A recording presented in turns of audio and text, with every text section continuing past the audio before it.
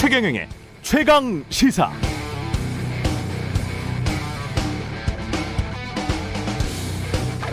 바보야, 문제는 경제야 라는 말은 1992년 미국 대통령 선거에서 민주당 빌 클린턴 후보가 내세운 선거운동 문구였습니다.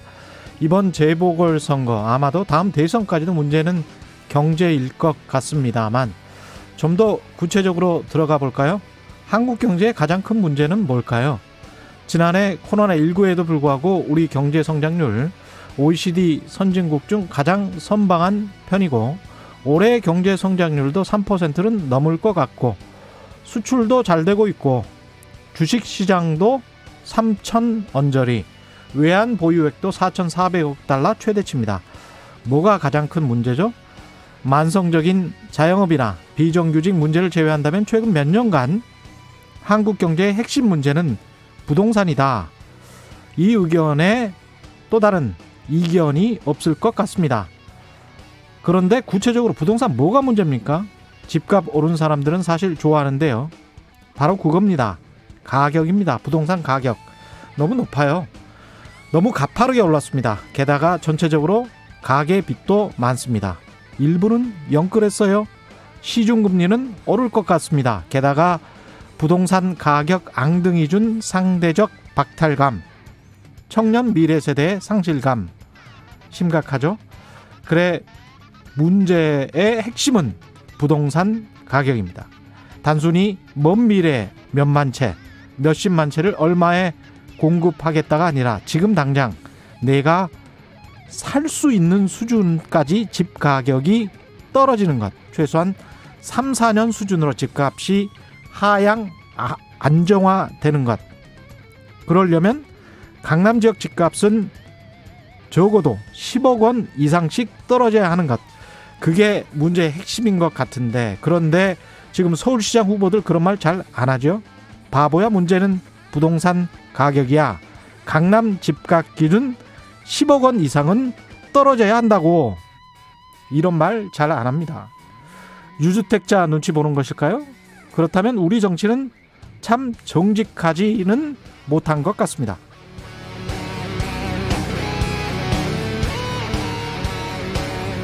네, 안녕하십니까. 3월 31일 세상에 이익이 되는 방송 최경영의 최강시사 출발합니다. 저는 KBS 최경영 기자입니다. 최경영의 최강시사 유튜브에 검색하시면 실시간 방송 보실 수 있고요. 문자 참여는 짧은 문자 50원, 긴 문자 100원이 드는 샵 9730 무료인 콩 어플에도 의견 보내주시기 바랍니다. 오늘 1부에서는 부산시장 보궐선거 쟁점들 양 후보 진영의 국민의힘 조경태 의원, 민주당 전재수 의원 연결해서 이야기 나눠보고요. 2부에서는 국민의힘 주호영 원내대표, 중앙선대위 상임부위원장 만나봅니다.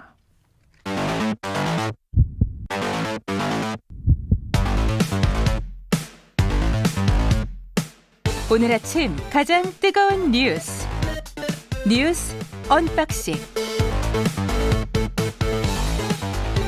자, 오늘 아침 가장 뜨거운 뉴스 언박싱 시작합니다. 민동기 기자, 한겨레 신문 하영 기자 나와 있습니다. 안녕하십니까? 안녕하십니까? 예, 어제 또 TV토론 박영선, 오세훈 했습니다. 끝까지는 못 봤고요. 예, 한 1시간 정도 좀 봤습니다. 예, 그 정도면 충분하죠, 뭐. 네. 근데 어제 역시 이제 내곡동 땅 문제 가지고 예. 서로 굉장히 공방을 벌였는데요. 예, 한 가지 좀 특징적인 것은 박영선 후보가 문제의 내곡동 땅 사진을 보여주면서 예, 오세훈 후보 처가 땅하고 이상득 전 의원 사유지, 그리고 이명박 전 대통령 사저 땅이 붙어 있다. 결국 MB 패밀리와 MB 황태자의 땅들이 붙어 있는 곳이 그린벨트가 해제가 됐다. 이렇게 지적을 했습니다. 어제 그 토론회는 한 가지 좀 차이점이 있었는데요. 예, 민생당의 이수봉 후보도 토론회에 참여를 했습니다. 왜냐하면 2018년 지방선거에서 3% 이상 득표율을 기록을 했거든요. 아, 선관위 주최 토론회이기 때문에 예. 기준에 따라서 민생당 후보도 이제 토론에 참여했는데 예, 그 이수봉 후보도 오세훈 후보 얘기를 들어보니 설득력이 없다. 국민을 우습게 아시는 것 같다. 이렇게 또 비판을 하기도 했습니다. 오세훈 후보는 반박을 했을 것 같은데요. 예, 그린벨트 해제가 특히나 그 그린벨트 해제가 서울시 국정 전결로 결정됐다는 그런 해명들을 계속 내놨습니다. 예. 그러니까 본인은 관련이 없다라는 거죠. 그러면서 거짓말 프레임이다. 음. 자꾸 자기를 거짓말을 한 것으로 프레임을 씌우려고 한다라고 이야기를 하는 겁니다. 그러니까 그린벨트 해제는 그러니까 본인이 시장이 되기 전에 노무현 정부 때 서울주택도시공사가 국토부의 제안에서 시작된 것이다. 이렇게 해명을 하고 있는 거거든요. 예. 또 오 후보는 이런 이야기를 하고 있습니다. 이제 처가 땅이라고 강조를 합니다. 처가가 상속받은 땅을 갖고 있다가 정부 방침에 의해서 강제 수용을 당한 것, 이것이 본질이다. 이렇게 이제 강조를 하고 있는 거죠. 예. 근데 실제로 보통 오세훈 후보가 반박을 하는 거 보면 거짓말 프레임이다라고 이야기를 본인 스스로 한 거거든요. 예. 그러니까 그 프레임 안에 들어가는 거예요, 본인이. 그러면 선거 전략상으로는 굉장히 불리한 선택입니다. 보통 이제 코끼리는 생각하지 마라는 예. 이런 유명한 얘기 있지 않습니까? 예. 그때 코끼리를 떠올리게 되는 거거든요. 거짓말을 떠올리게 되는. 그렇죠. 거짓말을 떠올리게 되는 거죠. 거짓말 프레임이라고 해버려서. 예. 그런데 예. 어떤 상황이냐면 이 거짓말 프레임보다 더 큰 프레임이 있는 거죠. 부동산 프레임이 있는 겁니다. 그러니까 그렇습니다. 오세훈 후보를 공격하는 것 자체가 부동산 프레임이기 때문에 그렇습니다. 그 안에서 또 다른 살 길을 찾고 있는 거죠. 그래서 예. 과연 이 프레임이 거짓말 프레임인지 부동산 프레임인지에 관련돼서는 좀 유권자들이나 청취자분들도 좀 명확하게 갈라서 생각하실 필요는 있을 것 같습니다. 내곡동 땅은 사실은 그 바로 이명박 그 MB 사저 옆에 있다는 거는 기자들은 네. 다 알고 있었잖아요. 알고 있었습니다. 예. 민주당은 이제 알았나 그걸? 토론회가 예. 이제 두 번째였잖아요. 예. 그래서 아마 이제 사진을 좀 들고 나온 사진을 것 같아요. 들고 나와서. 네. 점점 점층하는 식으로 예. 이렇게 좀 프레임을 강화하는 식으로 가려고 했던 것 같습니다. 그렇군요. 예, 예. 박영선 후보는 자고 나면 거짓말, 오세훈 후보는 입만 열면 내곡동. 예. 어떤 프레임이 먹힐지는 모르겠습니다. 예.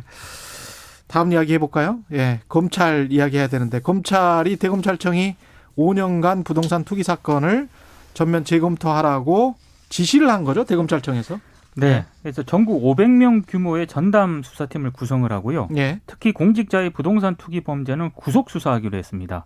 법정 최고형을 구형하는 무관용 원칙으로 대응한다는 그런 방침인데 예. 일반인의 경우에도 음. 허위 부동산 정보를 이용한 기획 부동산과 같이 이제 반복적인 투기 사범은 구속 수사한다는 그런 방침이고요. 예. 벌금형 액수도 대폭 상향한다는 그런 계획인데 오늘 대검이 조남관 대검 차장검사 주재로 전국 검사장 화상회의를 열 계획이라고 합니다.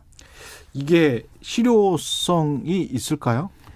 검찰이 일단 자기의 실력을 보여줘야 하겠죠. 그러니까 부동산 수사, 특히나 이렇게 그 자금의 흐름을 봐야 하는 수사는 바로 우리의 몫이다. 라는 것을 보여줘야 하기. 특히나 그 불기소 처분 이후 제기된 사건, 뭐 이런 사건 같은 경우에는 본인들이 처분한 사건이잖아요. 그렇죠. 이거 자체에 대해서 다시 들여다본 것은 검찰 스스로도 사실 뭐랄까 석연치 않은 부분이 있죠. 주목할 만한 부분은 예. 4급 이상의 공직자의 부패 사건입니다. 예. 그러면 고위공직자로 나아간다는 것인데 사실 지금 경찰이 하고 있는 그 LH 사건보다는 오히려 더 여론의 주목을 받을 수도 있는 대목이기 때문에 기존에 검찰이 불기소 처분을 했는데 이걸 다시 한번 봐봐라 그렇죠. 이런 이야기군요. 예, 대검찰청이. 예. 그래서 네. 그 부분에 대해서는 검찰이 좀 집중적으로 들여다볼 것으로 보입니다. 특히나 500명 규모면은요 굉장히 대규모입니다. 예. 제가 보기에 10명 이상 찾아내기 힘들 거라고 봅니다. 왜냐면요. 예. 미공개 정보와 이 부동산 투기라는 죄는 없어요. 그렇죠. 예. 그런 죄는 없고 미공개 정보를 입증을 해야 되고 네. 그걸 통한 부당이득을 입증을 해야 되는데 법적으로 쉽지 않아요. 미공개 정보라는 거는 그 미공개 정보의 정의를 해야 되는데 이런 인터넷 시대에서 이게 미공개 정보였느냐, 조그마한 커뮤니티 게시판에라도 슬쩍 들어가 있었느냐, 이것도 쉽지 않은 노릇이고 특히 땅에 관한 거는 지금 사실은 부동산 취재 많이 해보신 기자분들은 다 알고 있는데 뭐 굉장히 많은 정보가 있습니다. 네. 인터넷에 이미. 근데 그거 보고 했다라고 말하면 뭐라고 막 할 말이 없어요. 투기했냐라고 그 죄를 물으면 투기가 죄냐 이렇게 물으면 이제 자본주의에서 내가 투자나 투기를 했다 그래. 그게 무슨 죄지? 이렇게 물어보면 그럼 무슨 죄입니까? 하 기자. 예? 민심에 반하는 죄가 될 예, 수 있겠죠. 민심에 반하는 죄죠. 예, 예. 예. 그 연관해서 또 좀 비판적으로 보시는 분들은 예. 검찰개혁 명분 가운데 하나가 인권수사잖아요. 그렇죠. 근데 이게 부동산 투기 수사는 구속수사가 원칙이라고 얘기를 했는데 이게 지금 맞는 얘기나라는 그런 지적도 나오고 있습니다. 에피톤님은 이 나라가 투기 공화국인가요? 어디까지가 투기죠? 민지혜님은 검찰이 칼을 뺐다면 제대로 썰면 좋겠습니다. 투기요. 이런 말씀하셨는데요. 이 말씀도 다 맞고요. 근데 이제 실효성이 진짜 있어서 잘 검찰 수사가 됐으면 저도 바라는데 네. 저는 속으로 생각은 이게 일탈의 문제인지 구조의 문제인지 또는 우리 이 구조라는 건 결국 이제 우리들의 문화. 네. 예. 이 우리가 부동산이라고 부르잖아요. 그러면 그건 자산으로 인정을 하는 거거든요. 근데 신문사에서 아마 한겨레 신문사에서 그런 논쟁이 있었을 텐데 부동산 섹션이라고 영어로 치면 리얼 에스테이트 아닙니까? 자산의 개념으로 볼 것이냐, 홈이라고 할 것이냐, 네. 주거지라고 할 것이냐. 이 보통 홈이라고 하거든요. 네. 그러면 집이잖아요, 집. 그냥 사고 파는 게 아니고 사는 곳. 근데 신문사들 지금 봐보십시오. 전부 다 부동산 섹션이 돼 있지 집 섹션은 없어요. 주거 섹션은 없는 거죠. 네. 집 섹션은 없어요. 섹션도 섹션인데 네. 광고는 거의 다 뭐 그렇죠. 부동산 광고죠. 방송사도 다 우리 프로도 마찬가지로 다 부동산이라고 하지 이걸 자산 개념으로 보지 다 집이라고 생각하지는 않습니다. 주거지로. 근데 그런 나라 그런 문화에서 이 토지에 관한 명백한 어떤 공적인 개념도 희박하고 다 투자나 투기의 대상으로 생각을 하고 있는데 이게 이 구조나 문화를 바꾸지 않고 이게 뭐 어떤 일탈적인 어떤 사례를 관해서 아주 일벌백계함으로써 뭔가가 고쳐질까 그거는 좀 쉽지가 않을 것 같아요. 그러니까 신두시가 나올 때마다 사실 예. 그 수사는 이루어져 왔거든요. 말씀하셨던 것처럼 구조적인 측면에서도 좀 접근을 해야 할 것 같은데요. 예. 실제로 이제 검찰이 어느 정도 영향을 보여주느냐도 이 조정 국면에 영향이 있기 때문에 한번 예. 지켜봐야 할 것 같습니다. 그 부분 검찰 부분하고 사실 노태우 정부 때 그 토지 공개념 네. 이야기했잖아요. 이것에 관한 활발한 정치적 토론이 사실 있어야 된다고 봅니다. 정치권 내에서도 이 개념에 관해서 아니 노태우 정부 때도 이 개념을 제기를 했고 네. 김종인 비대위 지금 위원장이 스스로 제기한 거 아니에요. 이 문제는 여기에 관해서는 좀 토론을 해봐야 돼요. 네. 맞는 말씀이긴 한데요. 이 토지공 개념을 논의하기에는 우리 지금 정치권이 너무 부동산에 이 불을 질러가지고 좀 걱정이 되긴 합니다. 예, 그렇습니다. 예. 세 번째 주제는 일본 교과서가 일본 사람들은 가끔 잊혀질만 하면 이러네. 독도는 일본 땅이다 이렇게 다케시마다 이렇게 주장을 또 교과서에서 아예 명기를 한 겁니까? 이건 조금 걱정이 되는 게요. 예. 내년부터 일본의 모든 고등학교 사회 교과서에 독도는 일본 고유 영토라는 주장이 담기게 됐습니다. 예. 그러니까 일본 문부과학성이 이제 내년부터 고등학교 1학년들이 사용하는 교과서의 검정 결과를 확정 발표했는데요. 그러니까 세계 사회 과목 교과서 30종 모두에 독도가 일본의 고유 영토다. 이런 일본 정부의 입장이 담겼습니다. 그러니까 물론 현재도 일본 고등학교의 상당수가 이런 내용이 담긴 교과서를 사용을 하고 있는데요. 사회과 교과서 35종 가운데 77.1%의 이 같은 내용이 담겼거든요. 예. 근데 이번에는 거의 모든 출판사의 고등학교 사회 과목 교과서에 이게 적용이 된다는 게 조금 우려되는 대목입니다. 이게 지금 일본 출판사들이 이렇게 나오는 이유는 뭘까요?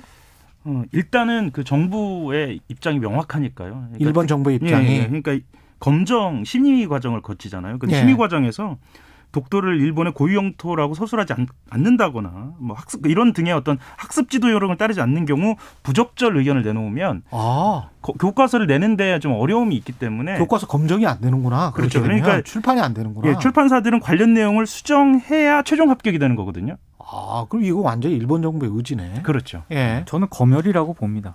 네. 거의 검열 수준이네요. 그렇습니다. 예. 그래 일본 학계에서도 사실은 이거 아니다라는 사람들도 꽤 있잖아요. 그렇죠. 그러니까 예. 어떤 역사 교과서 같은 경우에는 그 한국과 대만에서의 강제징용 문제 관련돼서 미해결 문제가 많다. 이 정도도 무슨 톤은 굉장히 높은 편은 아니지 않습니까? 예. 미해결 문제가 많다라고 썼다가 거기에 대해서 이제 검정 의견에서 학생이 오해할 우려가 있다는 지적을 받은 다음에 어떻게 고쳤냐면요. 정부는 해결되었다고 하지만 문제는 많다. 이 정도 수준으로 고쳐야 교과서가 최종 해결되는 이런 상황이 심지어 황당한 건 네. 일본이 고대 한반도 남부를 지배했다는 이른바 임나 일본 부설 있지 않습니까? 예. 이거도 통과를 했어요 이번에. 아, 그래요? 예. 아니, 그거는 우리 백제 유족이 가가지고 한 거 아니에요? 그렇죠. 근데 나는 그렇게 알고 있는데. 이건 일본의 우익단체에서 주장하는 그런 내용인데 이걸 예. 교과서에 담은 중학교 역사 교과서도 이번에 검정심사를 통과를 했습니다. 아니, 그 총균세로 유명한 그 미국 학자 있지 않습니까? 네. 그 사람이 사실은 한국에서 백제인이 넘어와서 일본의 왕족 귀족들을 형성을 한 거다. 그렇죠. 그렇게 이야기를 하니까 그 강의에 있던 일본인 학생들이 발끈 화를 내면서 그냥 나가버리더라는 거예요. 그냥 본인들은 그렇게 안 배웠으니까. 기본적으로 교과서를 잘못 배워놓으니까 이 사람들이. 물론입니다. 예. 그러니까 이제 일부 교과서가 아까 말씀하셨던 것처럼 임나 일본 부설뿐만 아니라 침략 전쟁을 대륙 진출로 미화한 부분들도 있고요. 그러니까 난징 학살 같은 경우에는 제대로 설명하지도 않아서 말씀하셨던 것처럼 학생들이 배우지 않으니까 예. 이제 이런 그 제대로 된 역사에 대해서 본인들의 입장을 그러니까 제대로 숙지를 하지 못하게 되는 결과가 되는 거죠. 우리는 어떻게 이거 해야 됩니까?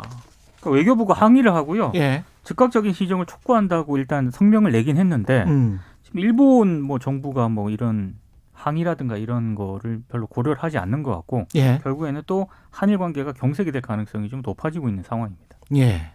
조일님은 여기에 맞대응해야 되는 건가요? 아니면 헛소리로 무시해야 하는 건가요? 근데 교과서에 실어버렸는데. 예. 그렇죠. 예. 4185님은 일본은 대한민국 땅이다라고 우리 교과서에 넣읍시다. 예, 알겠습니다. 뉴스 언박싱 민동기 기자, 한겨레 신문의 하우영 기자였습니다. 고맙습니다. 고맙습니다. 예, KBS 1라디오 최경영의 최강시사 듣고 계신 지금 시각은 7시 37분입니다. KBS 출근길 날씨 정보입니다. 오늘 미세먼지 농도 대부분 보통으로 돌아왔습니다. 황사경보 어제 모두 해제가 됐는데 아직까지 제주권은 잔류 황사의 영향으로 오늘 오전에 일시 나쁨 상태 유지하겠고요. 현재 제주 권역과 충남, 경남, 통영권은 미세먼지 주의보가 아직 남아있으니까 참고하시기 바랍니다. 다른 지역은 오늘 맑은 가운데 대기질 좋습니다. 낮 기온도 크게 올라 서울 21도, 세종, 대구 22, 광주는 무려 24도까지 오르면서 낮 동안에 평년을 크게 웃도는 낮 기온이 예상됩니다. 내일은 서울이 23도로 오늘보다 더 기온이 오르겠고요. 이번 주말 휴일에 걸쳐 전국에 비가 오겠지만 그 전까지 현재 유지된 동해안 쪽과 일부 경북 내륙에 건조특보가 계속되겠습니다. 지금 서울 기온은 6.5도입니다. KBS 날씨정보 최영우였습니다. 계속해서 이 시각 교통상황 KBS 교통정보센터의 임초희 씨가 정리해드립니다. 네, 이 시각 고속도로 교통정보입니다. 수도권 제일순환고속도로 일산에서 판교 방향으로 판교 분기점 1차로에서 사고가 났습니다. 뒤로 3km 구간 사고 여파 받고 있고요. 경인고속도로는 양방향으로 서운 분기점 진출로에서 고장난 화물차를 처리하고 있으니까 주의하셔야겠습니다. 서울 방향 정체는 부천부터 신월까지 5km 구간이고요. 반대 인천 쪽으로는 인천요금소부터 서인천 사이 5km 구간 막히고 있습니다. 경인고속도로 서울 쪽은 경부고속도로 서울 쪽은 양산, 북천안에서 각각 짧게 밀리고요. 수원 부근과 달래내 부근에서 반포까지 제속도 못 내고 있습니다. 반대 부산 방향은 한남부터 서초, 신갈 분기점에서 수원까지 차가 많습니다. KBS 교통정보센터에서 임조희였습니다. 오늘 하루 이슈의 중심. 당신의 아침을 책임지는 직격 인터뷰. 여러분은 지금 KBS 1라디오 최경영의 최강시사와 함께하고 계십니다. 네, 4.7 재보궐선거가 일주일 앞으로 다가오면서 여야 후보들 경쟁이 뜨겁습니다. 어제 여야 지도부와 국회의원, 원외 인사까지 부산을 방문해서 부산 시민들의 표심 잡기에 총력을 쏟았는데요. 부산시장 후보인 더불어민주당 김영춘 후보는 부산을 살리는 살림꾼을 뽑아달라고 호소했고, 국민의힘 박형준 후보는 무능한 문재인 정권을 심판하자, 이렇게 목소리를 높였습니다. 부산시장 선거 여야의 필승 전략은 무엇인지 직접 들어보겠습니다. 먼저 국민의힘 박형준 부산시장 후보 캠프의 부산 동행 공동 부위원장을 맡고 있는 조경태 의원 연결돼 있습니다. 안녕하십니까? 네, 안녕하십니까? 예. 조경태입니다. 의원님, 저 부산 동행 공동 부위원장에서 이 부산 동행은 뭐 서울 동행, 부산 동행 뭐 이렇게 나눈 건가요? 네, 그렇습니다. 예. 서울시장 후보를 지원하는 팀과 부산시장 후보를 지원하는 팀으로 이렇게 나눠져 있습니다. 예, 지금 일주일 앞으로 선거는 다가왔는데요. 부산 민심 흐름은 어떻게 읽고 계십니까?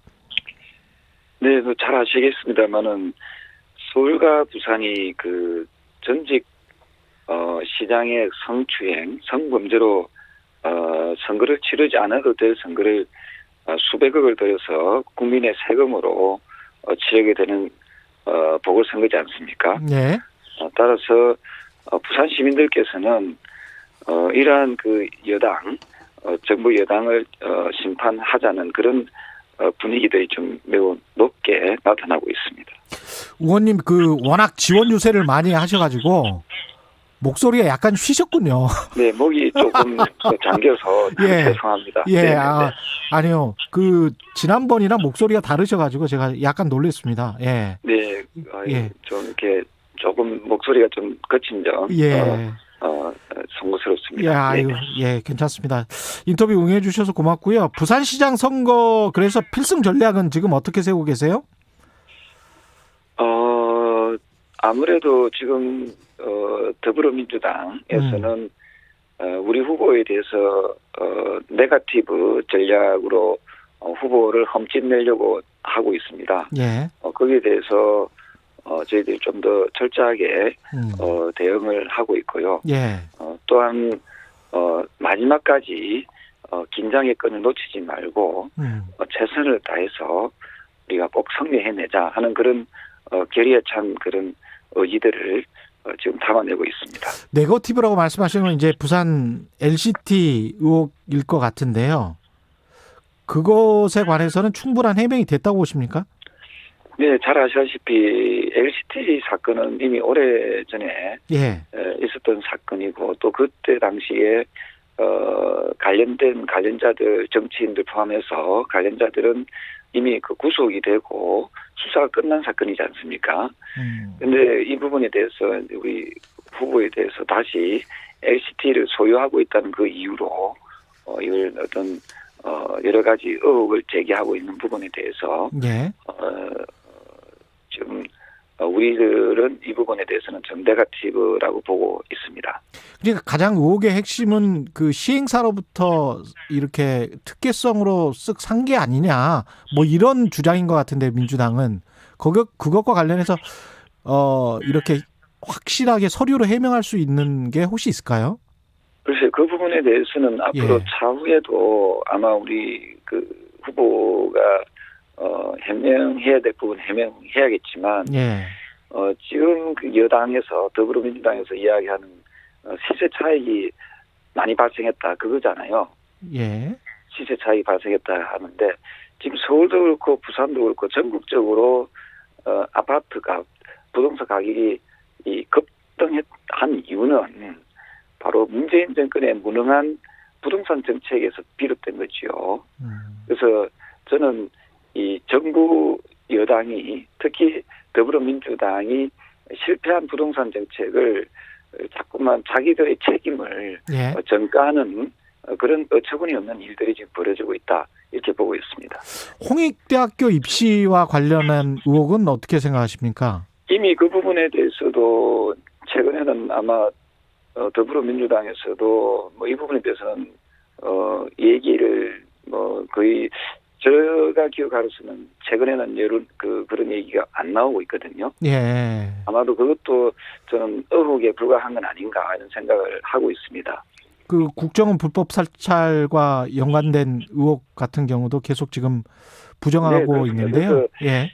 그 국정원 같은 경우도 그 만약에 그게 사실이라면은 이미 그 지금 문재인 정권이 들어선 지가 좀 4년이 지났잖아요. 예. 그러면은 그 당시에는 왜 이걸 제대로 조사하지 않았는지 그리고 21대가 시작한 지가 지금 거의 그 9개월째 아닙니까, 그죠? 예. 그러면 21대 시작하자마자 지금 다수당이 어딥니까? 다수당이 더불어민주당이지 않습니까? 그럼 그런 부분에 대해서 왜 그때 철저하게 조사를 하자고 안 했는지 저는 그런 부분에서 이번 보궐선거를 위해서 자꾸만 의혹을 부풀리고 또 우리 후보를 험집내려고 하는 흑색 선전 또는 네거티브 전략이 아닌가 이런 생각을 하고 있는 거지요. 그렇군요. 그 가덕도 신공항 같은 경우는 국민의힘은 확실히 뭐 힘을 실어주는 쪽입니까? 어떻습니까? 네, 가덕도 신공항은 제가 지금 5선 국회의원입니다만은 예. 처음부터 부산 쪽 부산 지역에 국제공항다운 국제공항을 하나 설계해야 된다고 주장을 해왔던 내용이고요. 예. 가덕도 신공항 부분은 이미 여야가 합의해서 법을 통과시키내지 않았습니까? 예.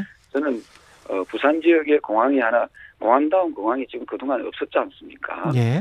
이 공항을 하나 건설함으로써 서울과 지방이 좀 국가 균형 발전되는 그런 획기적인 전기를 마련했다. 저는 그래 보고 있습니다. 현재 김해공항 국제공항 같은 경우에는 저녁 11시부터 새벽 6시까지 비행기를 또 가라앉지 못하고 있지 않습니까? 예. 소음 문제 때문에. 따라서 시차를 시차를 감안했을 때 국제공항으로 역할을 제대로 그동안 수십 년간 못 해왔다 이렇게 보고 있습니다. 그런 점에서 가덕도 신공항은 명실장구하게 부산을 해양 수도로 발돋움하게 하고 또한 부산을 비롯한 지방도시와 수도권의 어떤 국가균형 발전적 측면에서도 상당히 기여할 수 있다. 저는 그렇게 보고 있습니다. 이 재보궐선거 같은 경우 투표율도 굉장히 선거 결과에 영향을 미칠 것 같은데요. 이게 투표율은 어떻게 부산은 높을 것 같습니까? 어떻게 보세요? 아마도 이번에 재보궐선거는 제1 수도, 제2 도시인 서울과 부산에서 치러지는 대규모 어찌 보면은 보궐선거지 않습니까? 예. 특히 제가 서울 쪽도 보고 부산 시민들의 어떤 여론이나 목소리를 들어보면은 이번 재보궐선거는 단순한 재보궐선거가 아니라 문재인 정권의 실패한 실정에 대해서 특히 이 실패한 부동산 정책에 대한 심판에 대한 성격도 매우 강하다 이래 보고 있기 때문에 그 어느 때보다도 투표율이 높지 않을까 이런 생각을 하고 있습니다. 네, 오늘 말씀 감사하고요. 여기까지 듣겠습니다. 고맙습니다. 네, 감사합니다. 네, 국민의힘 박형준 부산시장 후보 캠프의 부산동행 공동부위원장 조경태 의원이었고요. 이어서 더불어민주당 김영춘 후보의 총괄 선대본부장이죠. 전재수 의원 연결돼 있습니다. 안녕하십니까, 의원님? 네, 반갑습니다. 전재수입니다. 예, 비슷한 질문부터 시작하겠습니다. 부산 민심 흐름을 어떻게 읽고 계세요? 민주당의 규칙 사유 때문에 치르지 않아도 될 보궐선거를 치르고 있는 것은 사실입니다. 예. 다시 한번 진심을 다해서 사과 말씀을 드리고요. 수차례에 걸쳐서 당 지도부도 이제 사과를 드렸고 그럼에도 불구하고 그렇다 그래서 아무나 뽑는 선거는 아니죠. 예. 네, 더더구나 전임 시장에 어떻게 보면은 넓게 보자면 도덕성 문제 때문에 이 재보궐선거를 치르고 있는데 예. 지금 박형준 후보와 관련해서 쏟아지고 있는 이게 매일 한 건 이상씩 쏟아지고 있어요. 예. 뭐 홍대 자녀 입시 비리 의혹이라든지 LCT 의혹, 그다음에 국회 고급 레스토랑 국정원 댓글 기장군에 있는 호화주택 재산신고 누락 문제 등등 해서 그래서 전반적으로 도덕성 문제 때문에 보궐선거가 치러지는데 이렇게 도덕적으로 의혹이 많은 사람을 과연 뽑아서 되겠냐. 이러다가 정말 임기가 부산시장 임기가 1년 3개월짜리 부산시장을 뽑는 건데 예. 이러다가는 이렇게 부산시장이 되면은 결국은 뭐 검찰 수사받고 뭐 경찰 수사받고 이러면서 1년 3개월을 허송세월을 할 수 있는 부산시장을 뽑을 수 있지 않느냐 이런 이제 우려들이 부산 시민들에게 많아지고 그래서 이제 최근에 부동층이 상당히 많이 좀 늘었다고 저희들은 보고 있고요. 예. 결국은 이 부동층들의 마음을 누가 잡느냐 여기에 따라서 이제 선거 승패는 결정될 것이다. 이렇게 저희들은 보고 있습니다. 선거가 끝나고 박형준 후보가 시장이 된다고 하더라도 검찰이나 경찰의 수사가 요하는 사안이다라고 생각을 하시는 건가요? 분명히 저희들이 이미 몇 가지 문제에 대해서는 고발 조치를 했고요. 예. 경찰에서 지금 LCT 특혜 분양에 대한 수사를 지금 하고 있는 것으로 알고 있고요. 예. 그다음에 지금 이 나오는 문제가 사실은 그냥 쉽게 넘어갈 만한 성격의 문제가 아닙니다. 특히 국정원 댓글 같은 경우도 이게 국정원이 그냥 막 이 자기네들이 불법인 줄 알면서 문건을 정보를 생산을 하지를 않거든요. 예. 저도 이제 청와대에 근무해봐서 알지만 이 밑에 배포처라든지 이런 게 다 있거든요. 예. 그냥 뭐 이게 구멍이 뭐 숭숭 뚫려 있는 그런 정보기관들이 아닙니다. 분명히 홍보기획관이나 저 정무수석 다 배포처로 다 돼 있고 또 어떤 문건에 있어서는 홍보기획관에 말하자면 지시로 문건을 작성하게 된다라는 그런 내용까지 다 나와 있는데 전부 지시는 아니고 요청으로. 예. 예. 그래서 요청으로. 예. 그것도 이제 모른다 그러고 그다음에 이 지금 자녀 입시 문제라든지 LCT라든지 레스토랑이라든지 조연화랑이라든지 기장의 건물이라든지 이 모든 것들이 박형준 후보에게는 우연이라는 일들이 너무 많이 일어나요. 이 전부 우연히 이렇게 생긴 일들입니다. 지금 해명을 하는 걸 보면. 예. 그렇기 때문에 사실상 부산시장의 잔여 임기 1년 3개월은 부산경제에 있어서는 골든타임이거든요. 예. 이 1년 3개월이 짧기는 하지만 이 가덕신공항 문제라든지 여러 가지 이 부산의 현안을 놓고 보자면은 골든타임인데 이 골든타임을 수사받느라고 또는 의혹을 해명하고 지나가느라고 이 시간을 다 허송세월할 가능성이 굉장히 많다. 그래서 부산 시민들이 굉장히 불안해하고 있고 초반기에 박형준 후보를 지지했던 많은 분들이 지금 부동층으로 상당히 돌아서고 있고 밑바닥 여론은 사실은 요동을 치고 있다. 저희들은 그렇게 보고 있습니다. 지금 밑바닥 여론 말씀하셨는데 이제 국민의힘 쪽에서는 민주당의 이런 의혹 제기를 네거티브 공세라고 이야기를 하고 있고 지금 언론에 보도되고 있는 여론조사도 아직은 그렇게 민주당이 전세를 역전했다거나 많이 따라잡았다 이렇게 보이지는 않거든요. 국민의힘도 이제 눈에 보이는 대로 예. 귀에 듣기는 대로 보시면 예. 이것이 근거도 없는 네거티브인지 예. 스스로가 할 거라고 생각을 합니다. 왜냐하면 저희들도 이제 선거를 하면 의뢰이 이 네거티브 카드를 만지작거리는데 예. 대개의 경우 이거는 그냥 논평 한번 내고 끝낼 일, 이거는 그냥 오늘 문제 제기하고 끝낼 일 이렇게 저희들도 판단이 다 서거든요. 예. 그리고 그런 판단에 따라서 이제 논평도 내고 그렇게 하고 지나갑니다 그냥. 그런데 지금 저희들이 지금 제기하고 있는 이 문제는요. 예. 그런 차원에서 그런 차원에서 제기되고 있는 의혹들이 아니라는 말씀을 분명히 드리고 그리고 이렇게 해서 설사 선거가 끝나더라도 이것이 끝이 아닙니다.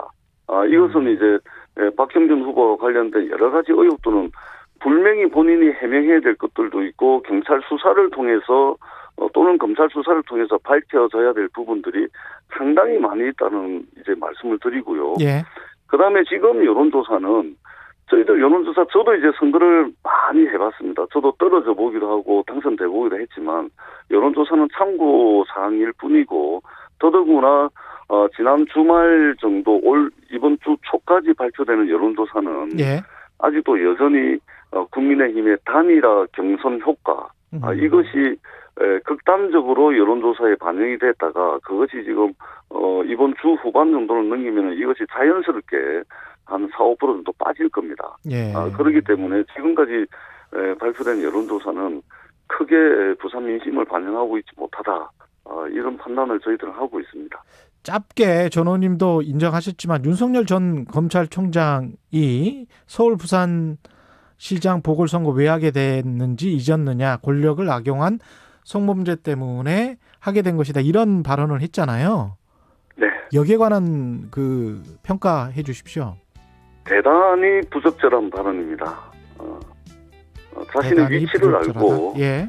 자신의 위치에 맞는 본분에 맞는 말씀을 하시길 바라고 이렇게 하시면 검찰 조직을 다 망가뜨립니다. 결국은 자기 정치하기 위해서 그동안 알겠습니다. 법무부와 이 정권과 검찰 조직을 가지고 이용했다라는 비판을 여기까지 면할 수가 하겠습니다. 없습니다. 고맙습니다. 말 같은 말.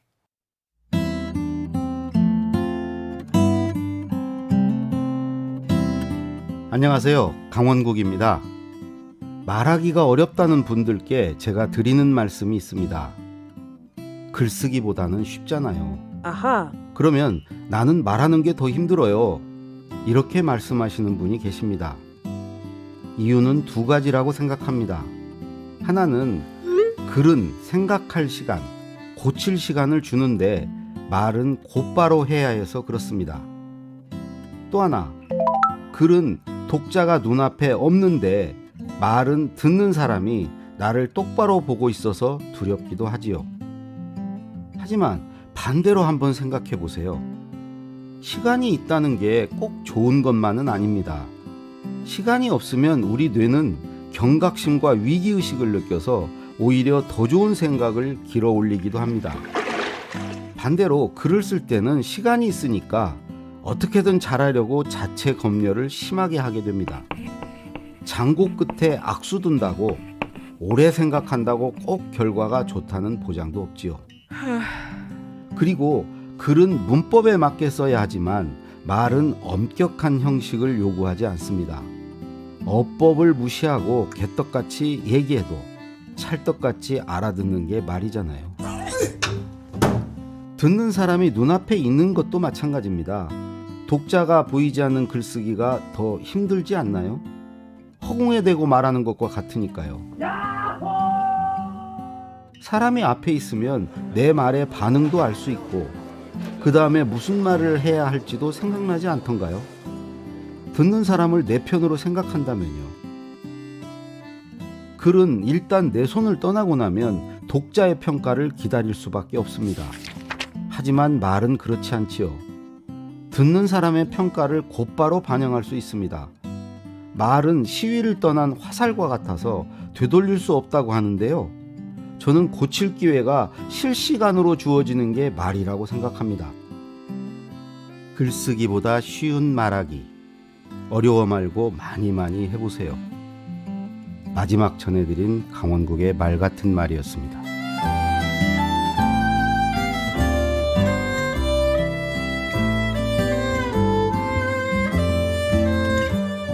어려워하지 말고 말하세요. 어려울수록 더 많이, 계속 말하세요.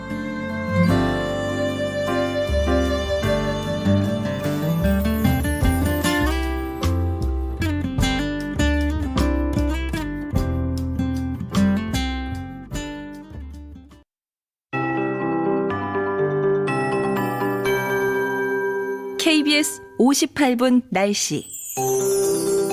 오늘은 대기 질이 오랜만에 깨끗하겠습니다. 황사 경보는 모두 해제가 됐고요. 다만 잔류 황사의 영향을 아직 받는 곳이 있습니다. 제주권인데요. 오전 중에 제주권역은 일시 나쁨 상태에 들겠고 현재 미세먼지주의보가 남아있는 곳이 바로 제주권역과 경남 통영권입니다. 참고하시기 바랍니다. 오후에는 전국의 대기질이 보통 상황 쭉 유지합니다. 오늘 맑은 하늘 속에 제주는 구름이 많겠고요. 낮 기온도 대부분 20도 이상 오르면서 아주 포근하고 따뜻하겠습니다. 서울이 21도의 낮 기온 예상되고 세종과 대구가 22도, 광주 24도 등 전국이 16도에서 24도 분포를 보이겠습니다. 다만 내일은 전국적으로 다시금 바람이 강해져 목요일과 금요일 이틀간은 좀 강한 바람이 불겠고요. 특히 동해안은 내일 동풍이 들어오면서 오늘보다 2도에서 5도가량 낮 기온이 떨어져 내일 낮에 동해안은 좀 서늘하겠습니다. 오늘은 맑은 하늘인데 대부분 내일은 좀 흐려지고요. 남부지방이 특히나 그렇습니다. 제주도와 일부 전남권으로 내일 비나 빗방울 예보가 들어있습니다. 이후로 주말과 일요일에 걸쳐 전국에 비가 올 것으로 전망되고요. 그 전까지 대기가 매우 건조한 강원 영동과 경상권 동해안, 일부 경북 내륙은 특히나 주의하셔야 되겠습니다. 지금 서울 기온 6.9도입니다. 최영우였습니다.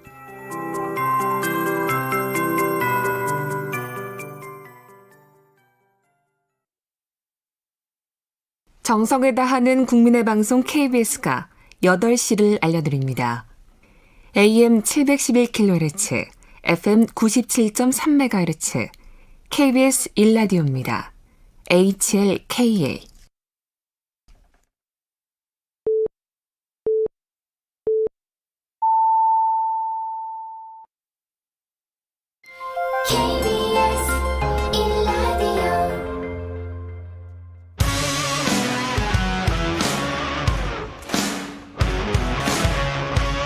오늘 하루 이슈의 중심 최경영의 최강 시사.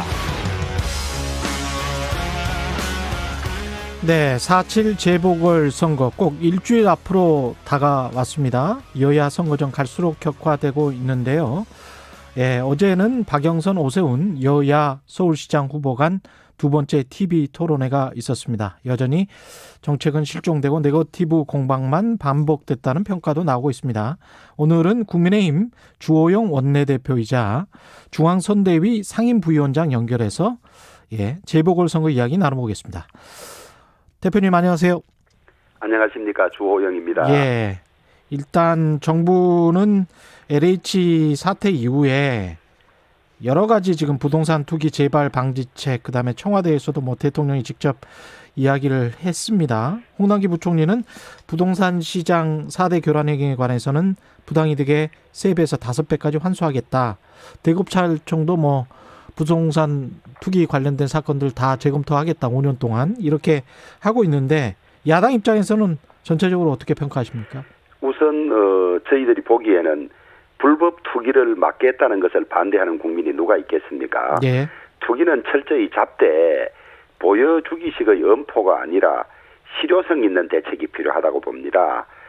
문재인 대통령 집권한 지 4년이 돼 가는데 그동안 상대방에 대한 적폐청산으로 온통 나라를 시끄럽게 하면서 이런 것들에 대한 평시에 감독을 하고 수사를 하고 체크를 할 이런 건 전혀 하지 않다가 선거를 앞두고 이런 일이 터지니까 이제 온갖 과잉 입법, 그 다음에 보여주기식 이런 걸로 넘어가려고 하고 있다. 전반적으로 그렇게 평가를 하고 있습니다. 어떤 부분이 과잉 입법이고 보여주기식인지 좀 구체적으로 말씀을 해주십시오. 예, 우선 전 공무원에 대해서 재산 등록을 하겠다고 하는데 그러면 대략 한 150만 명, 정확하게는 137만 명쯤 되는데 대상을 빼면 4인 가족을 기준으로 하면 전 국민 600만 명이 재산 등록을 해야 합니다. 이 하위 직급까지 낮은 직급의 공무원까지도 모두 잠재적인 범죄자로 보는 시각이고요.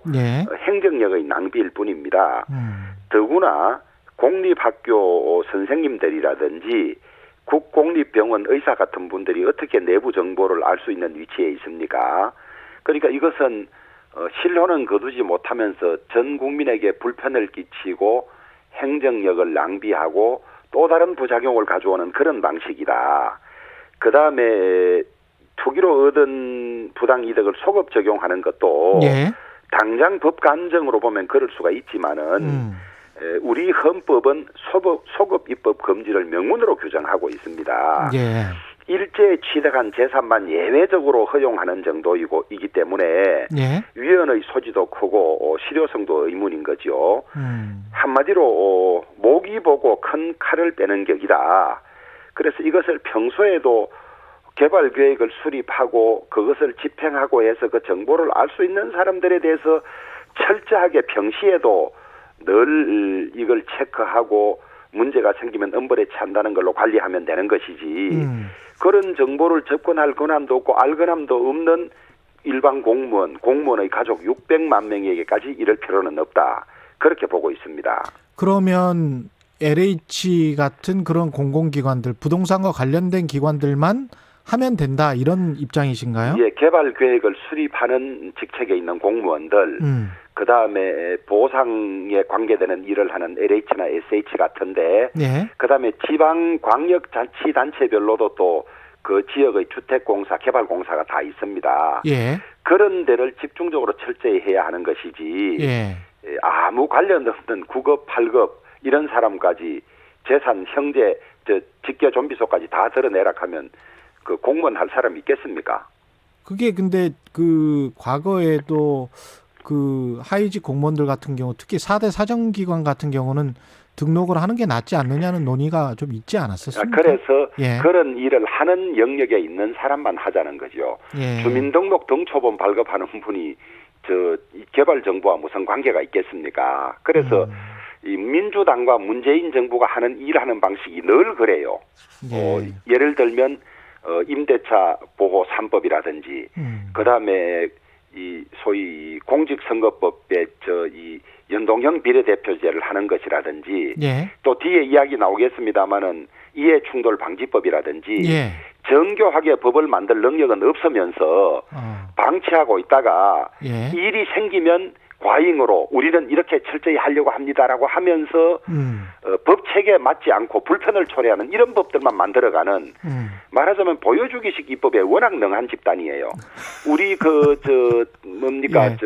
민준이법입니까? 예. 그 법도 그 난리쳐서 만들고 난 뒤에 부작용이 얼마나 많이 지적돼서 재개정하자는 이야기조차도 나오고 있고. 예.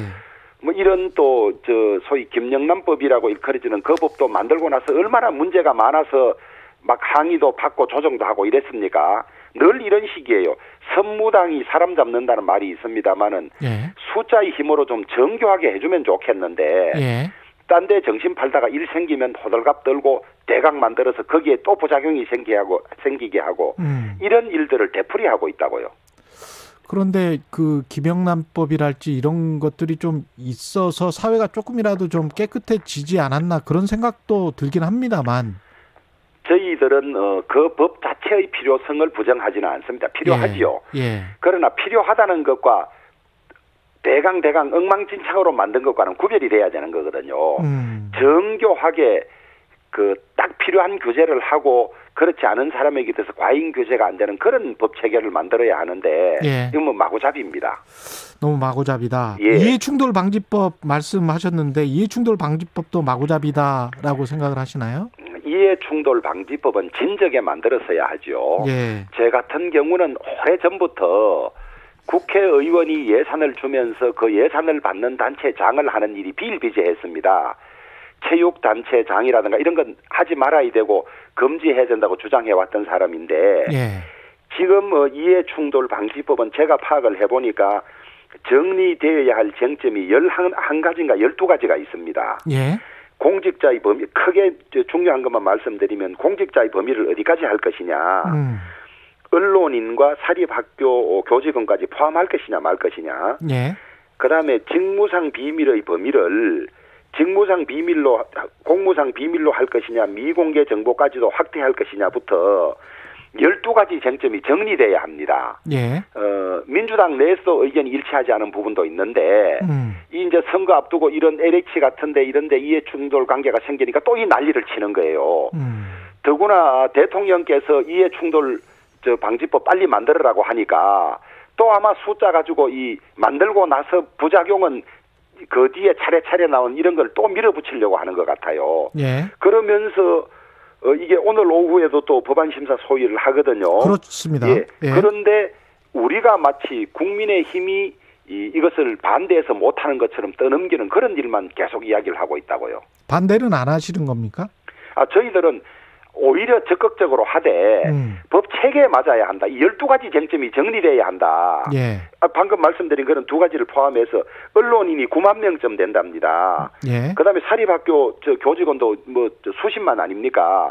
이런 사람들까지도 포함할 것인지 말 것인지는 국민 전체에 미치는 영향이 대단히 크지 않습니까? 예. 이런 것들을 이게 지금 재정법이기 때문에 하나하나 그 공청회를 열어서 부작용 그다음에 포함했을 때의 장점 이런 걸 다 정리해가는 그런 법이고 예. 뭐 일주일 안에 한두 달 안에 만들 수 있는 이런 법이 아니거든요. 이해충돌 방지법이 이 법안으로 발의된 지는 꽤 됐습니다만은 심리되지 않은 채 그냥 묵혀져 있다가 막상 제대로 된 논의한 건 얼마 되지 않습니다. 예. 그러니까 이게 무슨 하루 이틀 늦어져서 무슨 난리가 나는 것도 아니고 제대로 만드는 게 중요하거든요. 저희들은 그런 입장을 가지고 있습니다. 김상조 청와대 정책실장 전 정책실장이죠. 예. 아파트 보증금 인상 문제가 알려져서 논란이 있고 한 반나절 만에 경질이 됐는데 문재인 대통령이 좀 바뀌었다 스타일이. 예. 이런 이야기도 있는데 어떻게 생각하세요? 저는 이제 문재인 대통령 스타일이 바뀐 것이 아니고 예. 4월 7일 선거를 앞두고 있으니까 화급하니까 조치를 한 것이다. 예. 민심의 저 폭발이 간단치 않으니까 그런 거라고 보고 있고요. 예. 김상조 전 정책실장 같은 경우에 저는 이렇게 보고 있습니다. 임대보증금이란 것이 시세에 따라서 형성되지 않습니까? 예. 그게 자유시장의 원리인데 이분이 앞장서서 5%로 묶는 법을 앞장서서 만드는데 주도적 역할을 했고 그다음에 이 과도한 임대보증금이나 전세금 상승을 막는 정책 총괄인데 그걸 막지 못한 사람 아닙니까? 예. 그래 놓고 자기는 이틀 전에 이제 시세대로 올린 거죠. 시세보다 더 많이 받기야 했겠습니까? 그러니까 예. 이 정책 자체가 영 틀리고 잘못됐다는 걸 알면서도 이런 일을 했다는 게 훨씬 비난 가능성이 크고요. 예. 제 같은 경우도 작년 5월에 주 대표도 올리셨죠. 앞분이 나가고 뒤에 분이 들어왔어요. 제가 예. 올린 게 아니라 예. 가격 자체가 그렇게 형성돼 있었어요. 시세대로. 예. 아니 근데 제가 그걸 훨씬 낮게 받으면 딴 분들 가격에 영향을 미치지 않습니까? 그렇죠. 그리고 제 같은 경우는 작년 그 국회가 예. 열리기도 전이었어요. 예. 그러니까 이제 그렇게 했던 것인데 예. 저도 이 과도하게 올라간다. 저도 이 전세 보증금이 과도해서 집을 2번이나 옮겼습니다. 그걸 감당을 못해서 예. 이것을 정책적으로 잘해서 낮추어야 하는데 시세는 많이 올라가 있는데 그냥 5%로 자르는 것은 실패할 확률이 크고 부작용이 엄청나게 예상되는 거거든요. 그걸 정책 총괄하는 사람이 뻔히 알면서도 이런 일을 했다는데 비난 가능성이 더 큰 거지요. 그때 임대차 3법은 주 대표님은 찬성하셨습니까? 저는 반대했습니다. 반대하셨었군요. 그렇습니다. 예. 이게 의도적으로 가격을 통제하는 정책은 성공하기가 쉽지 않거든요. 시장을 이기기가 어렵거든요. 예. 그러다 보니까 5% 통제하니까 딴 부작용들이 막 나오지 않습니까? 뭐 이사 나가는데 돈을 더 올려 돌라는 것부터 딴 부작용이 또 많이 생기는 거거든요. 예. 그래서 법률도 순리대로 하면서 말하자면 지킬 수 있도록 조금씩 앞서가야지 노력해도 지키기 어려운 법을 만들면 그것은 오히려 시장을 흐트리는 것이 되거든요. 예. 알겠습니다. 아까 그 말씀하신 쭉 기조가 그런 입장이신 것 같네요. 다른 예. 입법 사안이랑 비슷하게 말씀하신 것 같고요. 예. 예. 근데 이제 민주당이 LH 사태 관련해서 국민권익위에 당 소속 의원들에 대한 부동산 투기 전수조사를 의뢰를 했고요. 근데 이제 국민의힘은 그렇게 되면 같이 해야 될 것 같은데 어떠신가요? 이제 이 문제는 민주당 측에 관련된 의원들이 많이 나왔거든요. 예. 나오니까 민주당이 이제 조사하겠다 그러면서 우리를 끌고 들어간 거예요. 예. 우리는 언론 보도라든지 이런데 아직 이 LH 관련 투기가 나온 것이 없습니다. 예. 그러니까 민주당의 의도는 우리까지 같이 끌고 가서 국회의원이면 다 뭐 여야 관계없이 이렇다는 이런 인상을 주려고 하는 아주 나쁜 의도가 있어요. 자기들 전수조사에서 밝혀내고 나면 우리는 저절로 할 수밖에 없습니다. 따라서 예. 우리가 훨씬 더 강하게 할 수밖에 없는데 우리까지 같이 하자고 하는데 물타기 의도가 있는 거죠. 그다음에 국민권익위원회는 정부 측 기관이어서 예. 사실 국회를 제대로 감사하거나 조사할 권한이 정식으로 없습니다. 뿐만 아니라 그 국민권익위원회 위원장이 예. 민주당 전직 의원입니다. 예. 이런 민주당 전직 의원이 국민권익위원장을 하는 것도 저는 중립성이나 공정성에 문제가 있다고 생각하지만은 거기에 보내니까 이건 말이 안 되는 거고 그러면 민주당이 국민권익위원회에 가서 철저하게 성과 있게 전수조사해서 결과가 뭐 위반된 게 나오면 저들도 기꺼이 보내겠습니다. 저희들은 국회에서 전문가들로 특위를 구성해서 서로가 들여다보자. 여는 야를 들여다보고 야는 여를 들여다보자. 그러면 뭐 이 셀프 조사가 되겠습니까? 전혀 그런 것을 굳이 하지 않고 그 자기들 당 출신이 위원장으로 있는 거기에 보내는 것 자체가 저는 셀프 조사고 눈 감고 앙하기라고 보는 거죠. 그런 행위 자체가 이제 좀 정치적인 어떤 계산이 있다 이런 그렇습니다. 말씀이시나요? 예. 예. 그 어제 그제 이제 서울시장 후보 토론회를 연속했는데요. 밤늦게까지. 예. 토론회는 어떻게 평가하세요? 저는 토론회 하고 나면 서로 자기 편이 잘했다고 하는데 제 눈에 물대기죠. 예. 그런데 저는 민주당 후보는 토론 기법을 많이 익혀서 너무 한두 단위로 부정적인 낙인을 찍는 데만 전념하는 것 같더라고요. 예. 그리고 우리 국민의힘 후보는 저는 좀 아쉬웠는 것이 왜 적극적으로 세게 좀 반박을 했으면 좋은데 예. 너무 매너를 많이 지키는 것 같더라고요. 아니 팩트가 없어서 그런 건 아니고요. 전혀 그렇지 않다고 봅니다. 왜냐하면 예.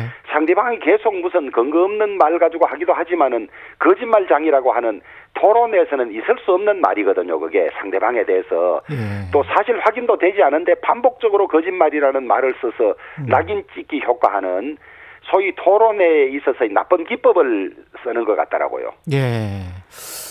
좀 약간 좀 토론이 못됐다 뭐 이런.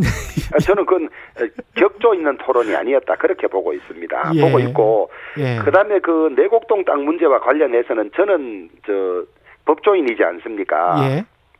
이게 이제 노무현 대통령 정부 시절에 SH가 국토부에 제안해서 국토부에서 이미 그 지역을 내곡동 일대를 개발하기로 결정이 났던 거거든요. 예.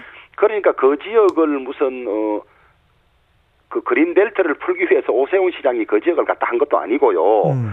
그린벨트를 그냥 풀어주면 땅 소유자가 엄청난 혜택을 보지만은 수용하면서 그린벨트를 푸는 것은 소유자에게 아무런 도움이 되지 않습니다.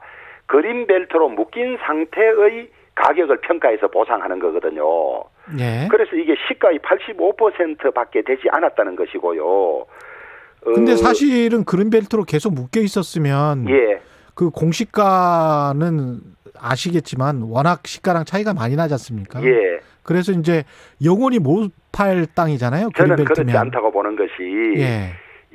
그 소위 내곡동 지역은 수요가 있기 때문에 그때 안 풀렸어도 지금 신도시하고 막 만들지 않습니까? 예.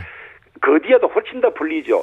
조금만 여유 있는 사람은 아마 가지고 있으면 가지고 있을수록 뒤에 풀릴수록 아마 더 훨씬 이익을 많이 볼 겁니다. 그리고 보상 그 소위 지역에서 제외돼서 보상받는 지역에서 제외된 인근 지역이 훨씬 더 가격이 많이 올라가지 않습니까, 실제로. 예. 그래서 본인이 이득을 보려면 본인 땅은 제외하고 그 인근을 수용하고 나면 개발돼서 부근 전체 지가가 상승할 텐데 기본적으로 하여튼 이 특혜로 그 지역을 했다는 것 자체가 성립이 안 되는 것 같습니다.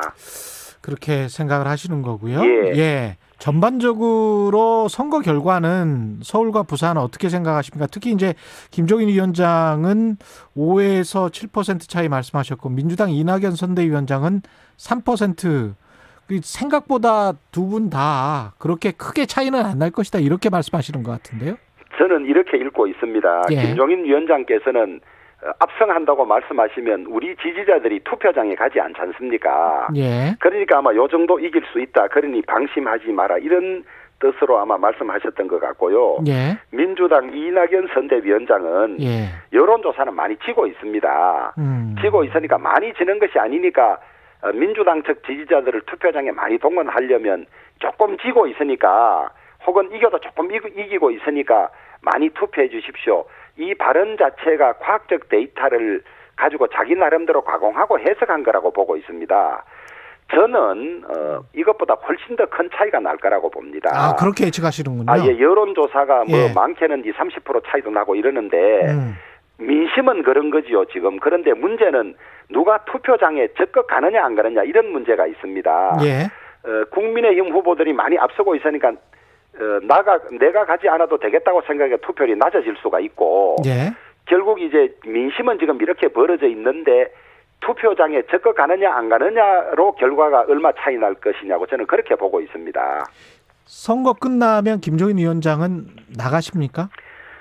김종인 위원장께서는 2월 7일까지 이 보궐선거까지 하시고 오셨고 4월 7일 예, 또 누차 그런 말씀을 하셔서 저는 4월 7일 날 아마 선거를 둘 다 이기고 나면 아주 명예롭게 아마 가실 것 같습니다. 명예롭게 나가신다. 그 예. 이후에 어떤 그 대선 전국으로 바로 연결되는데 윤석열 전 검찰총장이 국민의힘으로 오느냐 삼지대로 남느냐 그 이야기 가지고 계속 설왕설래 하잖아요. 어떻게 보십니까? 저는 곡절은 있겠지만은 결국은 그 범야권 연대 예. 민주당 민주당과 문재인 정권에게 나라를 맡겨서는 도저히 안 되겠다고 생각하는 그런 정치인들은 한 곳에 모두 모일 것이라고 생각합니다. 정치권에서 단일화는 참 곡절도 많고 쉽지 않은 일인데요. 예. 이번에 안철수 오세훈 단일화에서 보듯이 워낙 절박하니까 이대로 나라를 두어서는 안 되겠다. 민주당 후보가 어부지리하는 일이 있어서는 안 되겠다는 공감대가 워낙 높기 때문에 예. 저는 내년 대선 전에는 모두가 한 곳에서 모여서 아마 힘을 합칠 걸로 그렇게 확신하고 있습니다. 주호영 원내대표도 지금 차기 당대표 출마를 하시죠? 저는 4월 7일 선거 끝나고 난 다음에 예. 판단하려고 하고 있습니다. 예. 제가 지금 비대위원장님께서 외부로 와 계시고 임기가 얼마 안 남아 계시고 예. 선거에 집중하고 있는 시기에 제가 제 개인적인 어떤 생각을 하면 당의 단합도 해치고 선거에도 도움이 되지 않기 때문에 예. 통상은 이렇게 말하고도 딴 쪽으로 뭐 이런저런 움직임을 하는 경우가 많습니다만은 저는 정말 정직하게 말씀드리면 4월 7일 이후 일은 전혀 지금 생각하고 있지 않다. 그렇게 말씀을 드리고 예. 일단 제 임기가 5월 29일까지입니다. 아, 원내대표 임기가? 예. 그래서 그 사이에 전당대회를 열어서 새 지도부를 뽑는 일이 남아 있고 또 후임 원내대표를 선출하는 그런 일들이 남아 있습니다. 예. 그래서 4월 8일 이후에 그 당내 여론이나 이런 것을 수렴해서 제 진로를 판단하려고 하고 있습니다. 알겠습니다. 말씀 감사하고요. 국민의힘 예. 주호영 원내대표였습니다. 고맙습니다. 예, 감사합니다. 공정, 공익, 그리고 균형. 한 발짝 더 들어간다. 세상에 이익이 되는 방송. 최경영의 최강시사.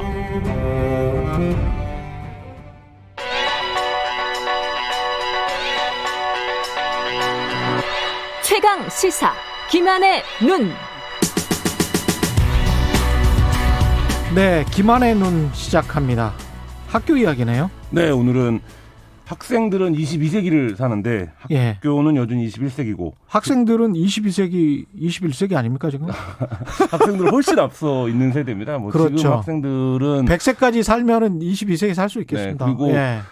처음으로 태어날 때부터 미디어 예. 기기를 갖고 스마트폰을 갖고 태어난 세대가 지금 학교를 다니고 있는데요. 그렇죠. 네, 뭐 그런 학생들에게 여전히 20세기 교칙이 적용되는 교칙? 이런 얘기 해보려고 교칙 하는데요. 이야기군요.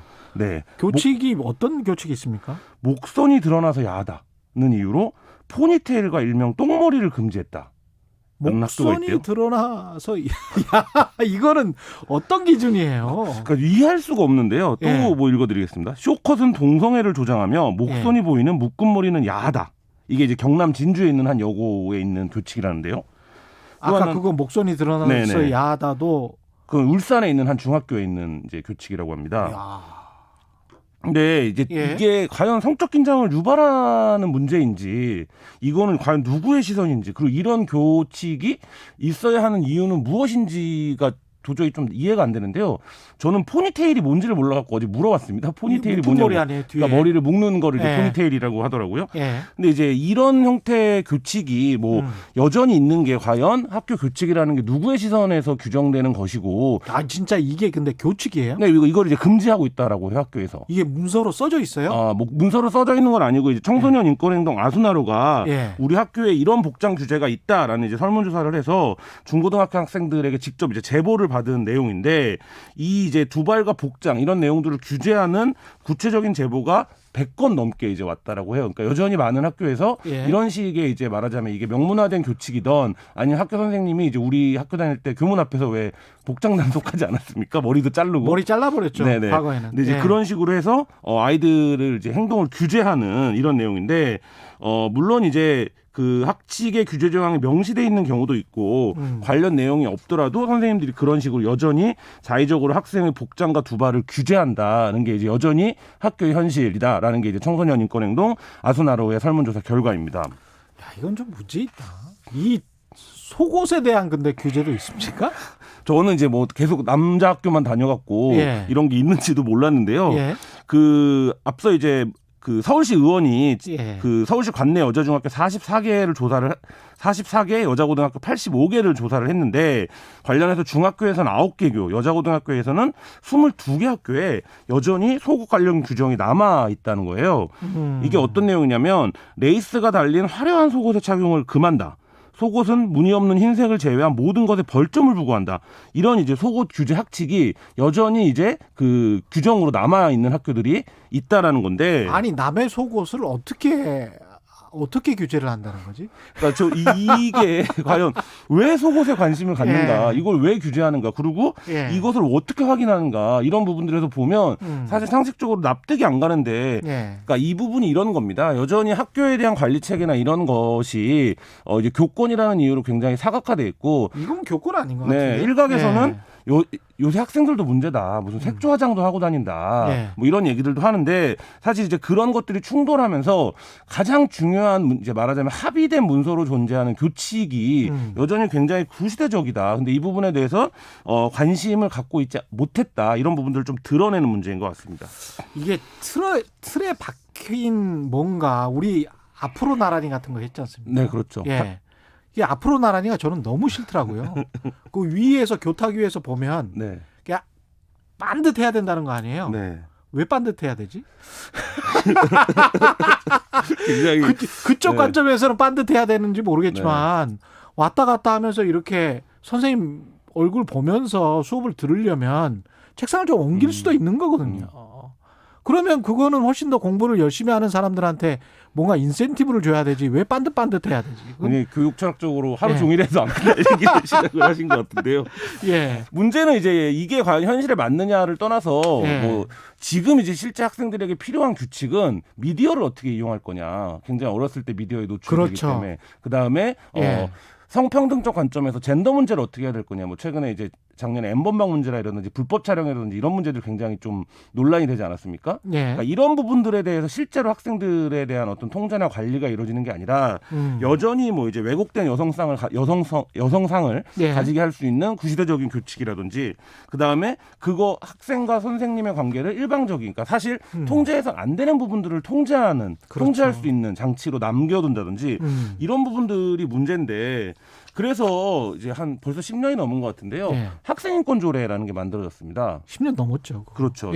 학생인권조례라는 게 결국에는 핵심은 학생이 통제나 규율의 대상이 아니라 오늘 살아가는 주체로 인정해야 된다는 문제의식을 갖고 있는데 학생인권조례가 있는 지역이더라도 뭐 이거에 이제 만약 위반할 경우에 처벌할 수 있는 규정은 또 없는 거죠.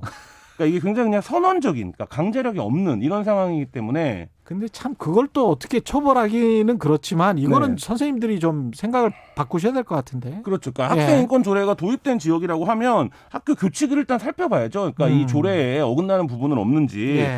지금 그 학생 2명 가운데 1명이 학교를 관두고 싶어하는 게 교육의 현실인데 설문조사 결과에 따르면요. 그리고 3명 가운데 1명은 학교 수업이 내 삶에 도움이 되지 않는다고 생각을 하는 게 우리 학교입니다. 근데 이런 학교가 왜 이렇게 계속 되는가의 부분들이 이런 이제 말하자면 교칙 같은 부분들에서 여전히 구시대적인 것들 그리고 아이들이 보기에는 뭔가 시대착오적이다 학교가. 그렇죠. 이런 생각을 갖게 되는 게 좀 관심을 가져야 되는 부분이 아닌가 어른들이라는 생각이 듭니다. 청소년 입장에서는 이거 어떻게 바꿔야 됩니까?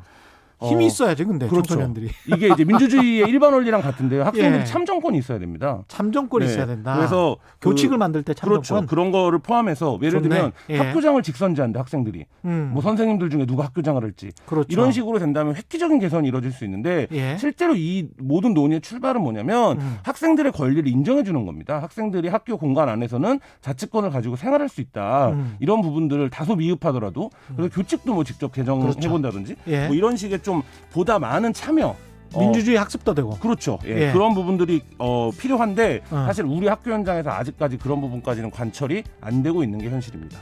김한의 눈이었습니다. 고맙습니다. 네, 감사합니다. 9282님 이런 교칙 만드는 사람들 선생님들 절대 이해가 안 가네요. 8047님 아이들 아직 규제하고 있으니 60년대쯤인 줄 아시나 보네요. 이렇게 말씀하셨습니다. 언론계의 차인표 홍사훈. 잘생겼지 똑똑하지 정의롭지 뭐 하나 빠지는 게 없는 완벽한 기자 홍사훈. 오후 4시 5분 홍사훈의 경제쇼를 전적으로 믿으세요. 경제방송 아무거나 들으면 큰일 납니다. 경제도 이제는 저 홍반장, 홍사훈입니다.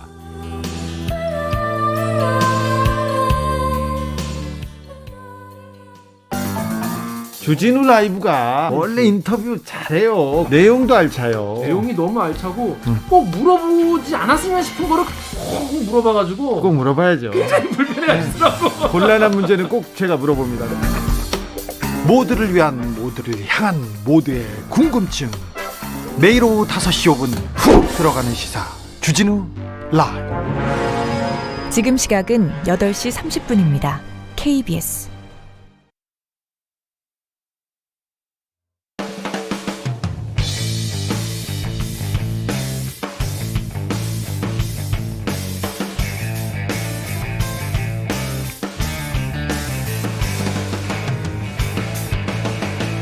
최경영의 최강 시사.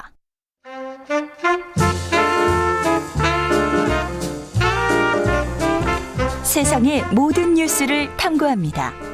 김준일의 뉴스 탐구 생활.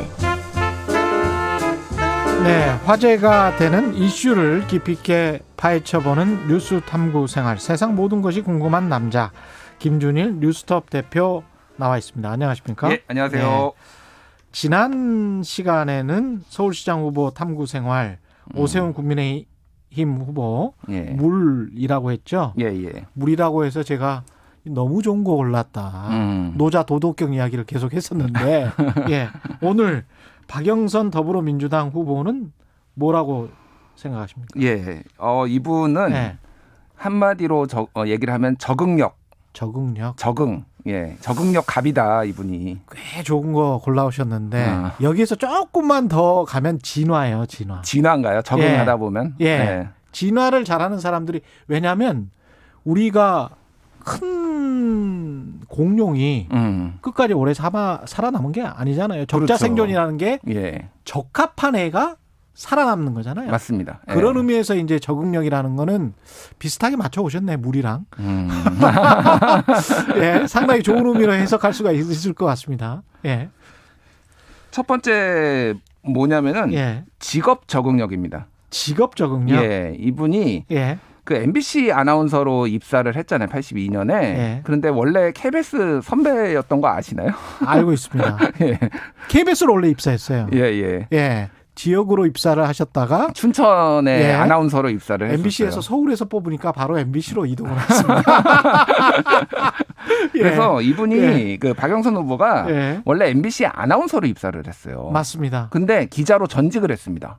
그게 그때는 그렇게 흔한 일은 아니었죠. 아주 흔한 일은, 지금도 뭐 흔한 일은 아닌데 흔한 일은 아니죠. 그러니까 일단은 뭐 직업을 바꾸는 거죠. 어찌됐든 이게 비슷해 보여도 잘 아시겠지만 상당히 굉장히 달라요. 다릅니다.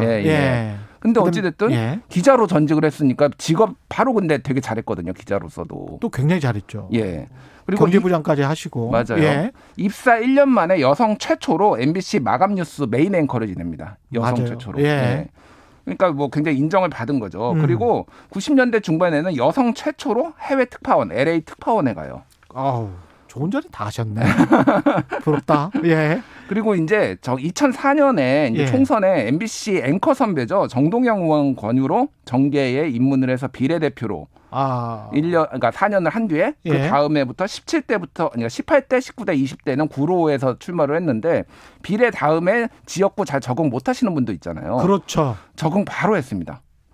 이것도 뛰어나다. 그것도 구로 을이면 본인이 걸어온 길하고는 약간 다를 수 있는 지역구인데. 그러니까 딱히 뭐 연고지가 있는 것도 아니고 어찌됐든. 근데 어쨌든 민주당 최초 여성 정책위 의장, 그리고 여성 최초 국회 법사위원장, 그리고 여성 최초 원내대표. 그래서 여성으로서도 굉장히 족적을 남겼고 정치인으로서도 다 어느 정도 잘했다라는 평가. 그러니까 적응력이 매우 뛰어나다. 재밌네요. 두 번째 적응은 뭡니까? 저격수 적응. 저격수. 어느 순간부터 저격수라는 이름이 익숙해졌어요. 박영선. 그렇죠. 후보에게. 이분이 정무위원회에 갔어요. 처음에. 정무위원회가 본인 전공, 뭐 이를테면 보통 이제 문화체육관광이 뭐 이런 데로 가는 게 보통이잖아요. 그렇습니다. 기자들 하면은. 기자 출신들은. 근데 정무위원회 갔는데 아무 그게 없습니다. 정무위는 뭐 보통 금감이랄지 금융 관련이거든요. 금융 관련이 많죠. 공정이 뭐 이런 건데 거기서 그래서 금산분리법 예. 입법을 관철시켜서 삼성 저격수로 상당히 유명해졌어요. 맞습니다. 기억납니다. 예, 그러니까 그 뭐 재벌이 갖고 있는 금융 계열사 같은 경우에는 지분을 5% 초과를 가지고 있으면 안 되는데 지금도 이슈가 되고 있는데 삼성생명, 삼성 뭐 카드가 삼성전자 지분을 굉장히 맞아요. 많이 가지고 있었잖아요. 예, 이게 이제 순환출자. 예, 금산분리법 위반이라서 이거를 법을 만들어 가지고 노무현 정부 때 그때 재경부에서 상당히 난색을 표했거든요. 이거 통과시키면은 삼성 어떡하느냐. 예. 강력하게 추진을 해가지고 이 법을 통과시켰어요. 그러니까 삼성 저격수로 상당히 이제 이름을 날렸고 또 BBK 저격수. 그러니까 정동영 의원이 본인의 이제 정치 선배잖아요. 상당히 예. 정치권으로 끌어준. 그래서 2007년 대선에서 BBK 저격수로 상당히 활약을 해요. 그래서 이명박 그때 또 옛날에 경제부 기자 시절에 이때 이거 인터뷰를 했답니다. 이명박 당시 이제 정치 현대그룹 회장할 때. 그렇죠. 예. 예. 그래서 그러니까 현대그룹 전 회장이죠. 그러니까 예. 그래서 인터뷰를 해가지고 BBK와 관련해서 이제 예. 더 잘 안다라고 이제 굉장히 공격적으로 나갔고 그래서 나중에 이제 당선이 되고 대통령이 되기 직전에는 저 똑바로 못 쳐다보시겠죠. 부끄러운 줄 아세요. 이렇게 이명박 당선인한테 쏘아붙인 것도 굉장히 유명한 일화예요. 아 그렇구나. 그러니까 그 현대 그 시절에는 전 회장 시절에는 BBK 사무실에서 인터뷰를 했고 그게 기억이 나는데 그 다음에는 그 나는 모른다. 나는 안 했다. 이러니까 주어가 없다. 뭐 이랬던 상황이잖아요. 그렇죠. 근데 그 상황에서 또 정봉주 전 의원 같은 경우는 이것 때문에 굉장히 곤욕을 치렀는데 예. 박영선 후보 같은 경우는 그래도 성공적으로 이게 나왔습니다. 법 잘 날이죠. 법을 잘 알아서. 법을 알아야 됩니다. 예. 예, 법사위원장도 했으니까 또 예. 그 이후에는 문재인 저격수로도 나옵니다. 문재인 저격수. 예, 사실 이게 친문이 아니라 예. 약간 비문이었어요. 예. 그래가지고 2012년 대선 캠프에서는 문재인 후보를 이제 지원을 했는데 그 이후에는 당이 흔들릴 때 리더십이 흔들릴 때 상당히 문재인 후보를 공격을 했고요. 예. 2017년 대선에서 안희정 캠프의 멘토 단장으로 있었어요. 안희정 캠프였어요? 예, 안희정 캠프에 있으면서 문재인 후보는 리더십에 있어서는 불안하고 갈등을 조장하고 분열의 리더십이다 이렇게 공격을 했어요.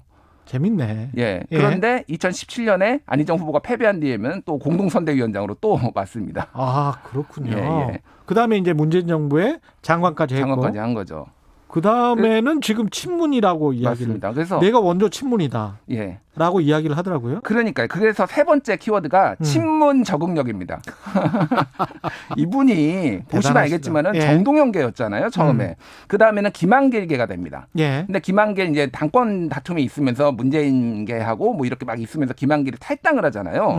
그러면서 김한길 지역구를 물려받아요. 물려받은 게 아니죠. 본인이 차지를 한 거예요. 그러니까 그게 구로을입니까? 그게 구로을이에요. 아. 그러니까 어찌됐든 김한길계하고 또 손절을 한 거예요. 그러니까 거기에서. 예. 그러면서 그 이후에 이제 박지원 의원하고 국민의당 이제 탈당 러시가 있었잖아요. 2015년, 2016년에. 예. 그때 있을 때 안 나갔습니다. 왜냐면 박지원 의원이랑 진짜 친했잖아요. 또. 정동영 의원도 나갔잖아요. 그리고 예. 근데 안 나갔어요. 안 따라 나가고 당에 남았어요. 그러니까 판단력이 굉장히 좋은 거죠. 어찌됐든.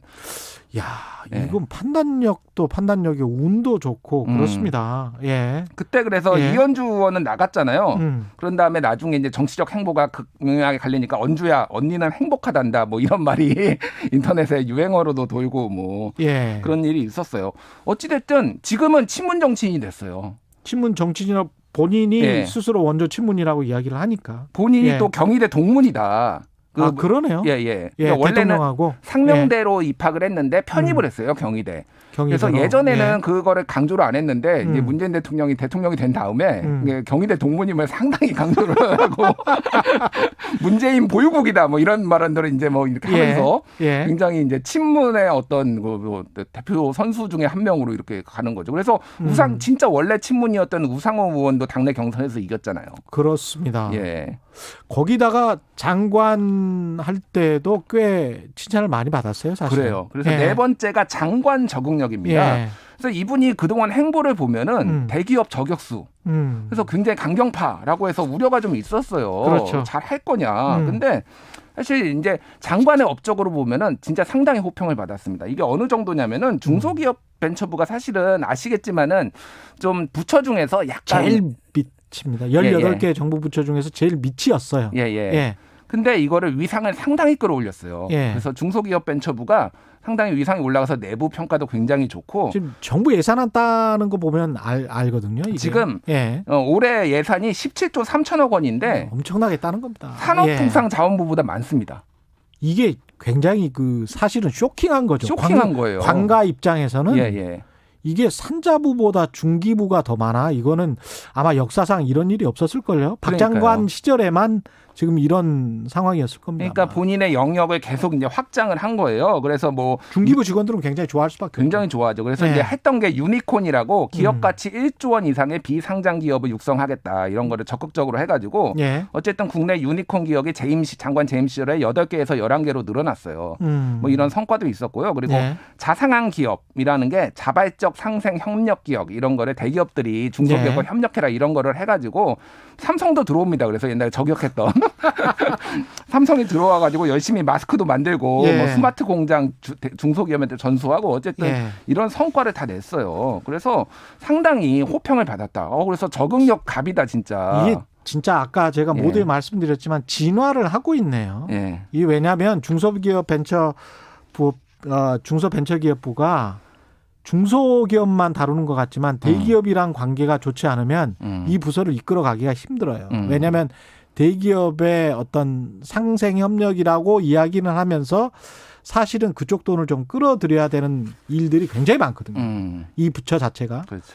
그래서 삼성에 완전히 밑보이거나 삼성이 도와주지 않는다거나 이래버리면 이 부처가 힘들어질 가능성이 높습니다. 그래서 보니까 상당히 지금 적응을 잘하셨네. 예. 마지막 키워드는 시장의 적응 다음에 물음표입니다. 이거는 시장. 시장이라는 게 서울시장. 서울시장에 지금 적응을 잘 할 수 있나? 약간 물음표가 근데 쳐졌어요 지금. 그렇죠.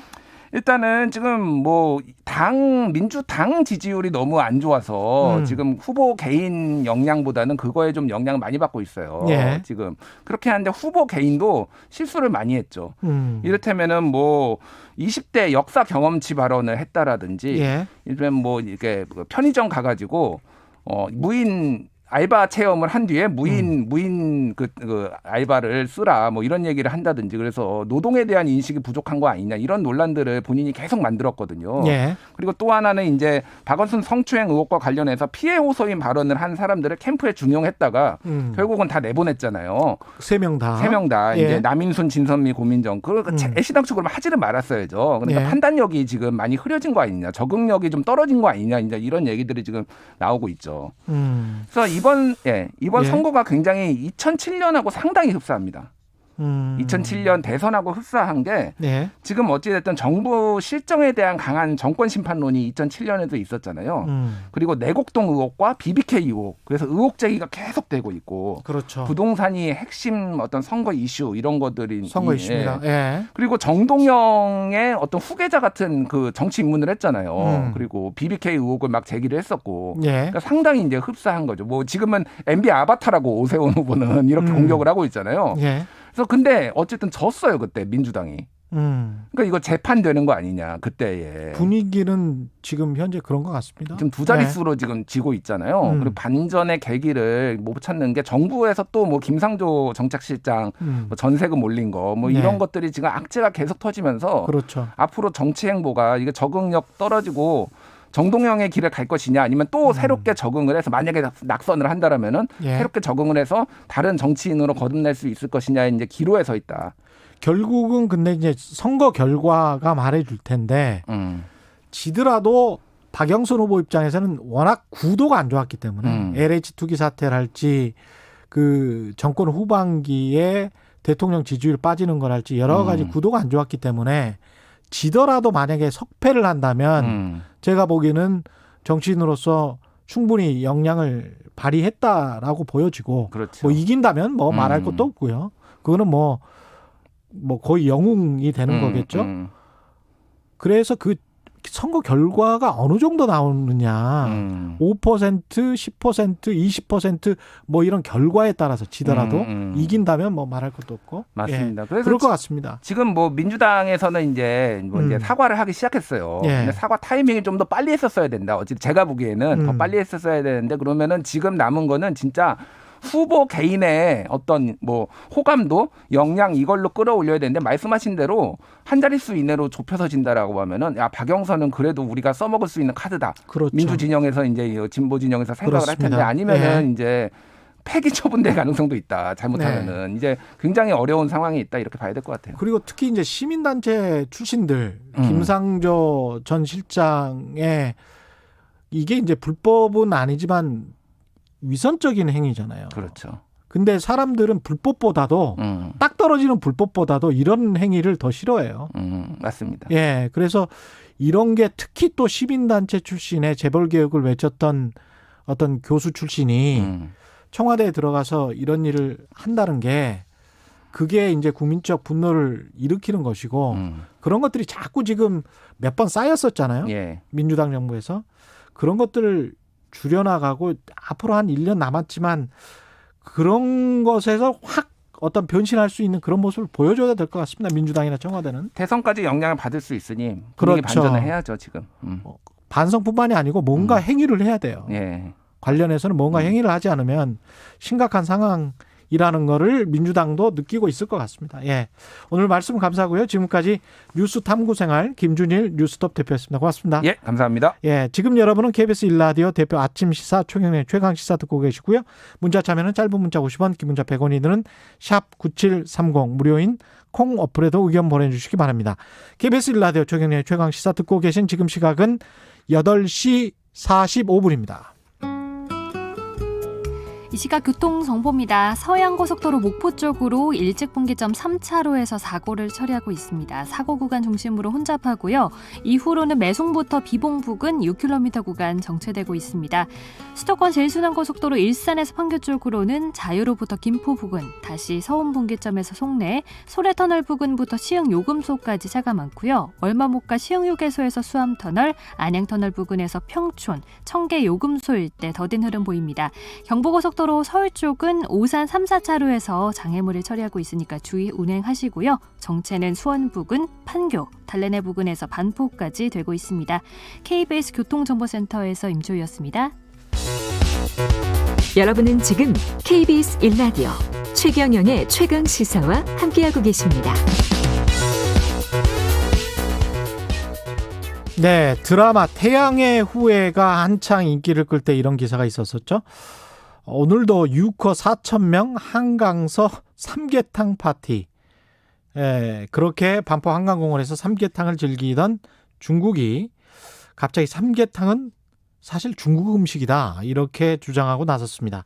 또 일본 문무과학성은 어제 독도는 일본 땅이다 이런 내용이 담긴 역사 교과서의 검정을 통과시켰고요. 중국, 일본 대체 왜 이러는 건지 조법종 우석대학교 역사교육과 교수 연결돼 있습니다. 안녕하십니까? 예, 안녕하십니까? 예, 교수님은 중국 고구려사 왜곡대책위원과 한일역사공동연구위원회 위원 이거를 다 역임하셨네요. 예, 이 문제는 누구보다 정통하실 것 같은데 이런 이슈가 많이 터져 나왔잖아요. 항상. 그렇죠. 잊혀질만 하면 왜 이러는 겁니까? 예, 방금 말씀하셨듯이 뭔가 때가 된 것 같습니다. 때가 이미 됐다. 예견된 상황일 수도 있는데요. 예. 동북아 지역의 그 역사 영토 갈등 문제가 새롭게 또 부각하고 있다는 상황을 보여주고 있고요. 예.